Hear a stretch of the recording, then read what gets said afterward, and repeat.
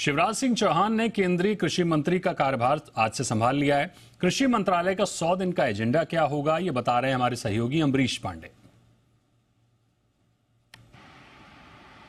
बताइए अमरीश, क्या एजेंडा है कृषि मंत्री का?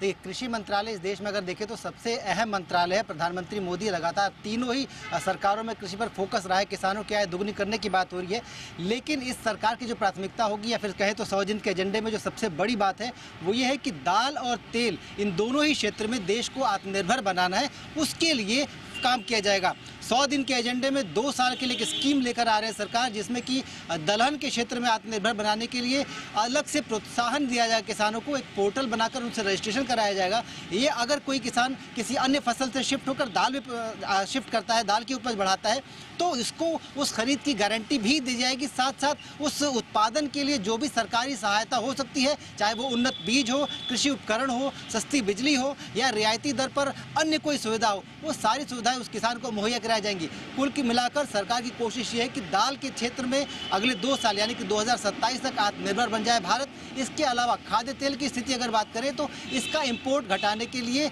नेशनल जो खाद्य तेल मिशन है उसके पार्ट 2 की भी शुरुआत की जाएगी। और दोनों ही चीज़ें 100 दिन के एजेंडे में है, यानी कि अगले 100 दिनों में इन पे हम एक बड़ा एक्शन देखते हुए देख सकते हैं। देश में बाकी जो मंत्रालय हैं वो भी जो इसके सिंक में आते हैं, जो कृषि मंत्रालय के सिंक में आते हैं। अमरीश, कृषि मंत्रालय की, लेकिन इसी के साथ हमने देखा कि पेट्रोलियम मंत्री हरदीप सिंह पुरी ने भी मंत्रालय का कार्यभार संभाल लिया है, जिम्मेदारी संभाल ली है। और संभालते ही जिम्मेदारी उन्होंने एक बड़ा बयान दे दिया है कि पेट्रोल डीजल को भी जीएसटी के दायरे में लाने की कोशिश करेंगे। कितना आसान होगा ये? देखिए, ये लगातार सरकारें कहती आ रही थी, केंद्र सरकार भी कह रही थी कि अगर किसी राज्य से प्रस्ताव आएगा तो हम इस पर एक्शन करेंगे। लेकिन पदभार संभालने के बाद पहले ही दिन पेट्रोलियम मंत्री का ये बयान अपने आप में बेहद अहम है। अहम 2 वजहों से। पहला तो ये कि जिस तरह से ग्लोबल सिचुएशन है उसमें पेट्रोल डीजल की कीमतों पर आपका कंट्रोल बहुत कम रहता है। ऐसे में अगर जीएसटी के परव्यू में इन दोनों ही चीज़ों को लाते हैं, पेट्रोल डीजल को, साथ साथ उन्होंने प्राकृतिक गैस को भी कहा है, तो अगर ये तीनों ही चीज़ें जीएसटी के परव्यू में आती हैं तो पूरे देश में एक जैसे उसके दाम बनाना आसान हो जाएगा। इस तरह की पॉलिसी लाना आसान हो जाएगा, जहाँ पे एक पॉलिसी या एक रेट में अगर कुछ कटौती की जाती है तो वो कटौती पूरे देश में समान रूप से लागू हो जाए। आपने देखा था पिछले दिनों पेट्रोल डीजल के दाम पे जब सेंटर ने टैक्सेस कम किए थे, उसके बाद भी कई अलग अलग राज्यों में दाम 100 रुपये से भी पार थे और कुछ राज्यों में 90 रुपये के पास पहुँच गए थे। तो ये जो डाइवर्सिटी है वो ख़त्म की जा सकती है इसको करने के चक्कर में। इस साथ साथ इसमें एक और जो अहम चीज़ है वो ये है कि अगर जीएसटी के दायरे में ये तीनों ही प्रोडक्ट आते हैं तो इसके लिए इसका जो उत्पादन है उसको बढ़ाने में आसानी हो जाएगी।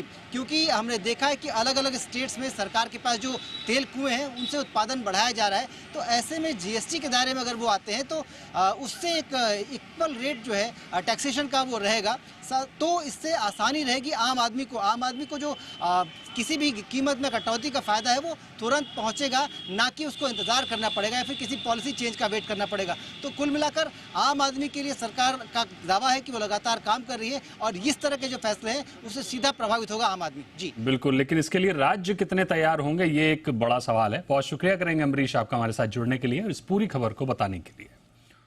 और वहीं केंद्रीय मंत्री हरदीप सिंह पुरी ने कार्यभार संभालते ही कहा है कि 15% एथेनॉल ब्लेंडिंग का लक्ष्य हासिल कर लिया जाएगा।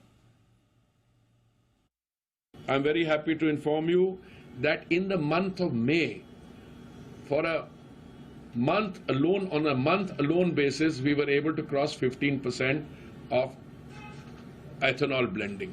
I am reasonably confident that the 20% blending target, which was brought forward from 2030 to 2025, will be completed by the 2025 ethanol year.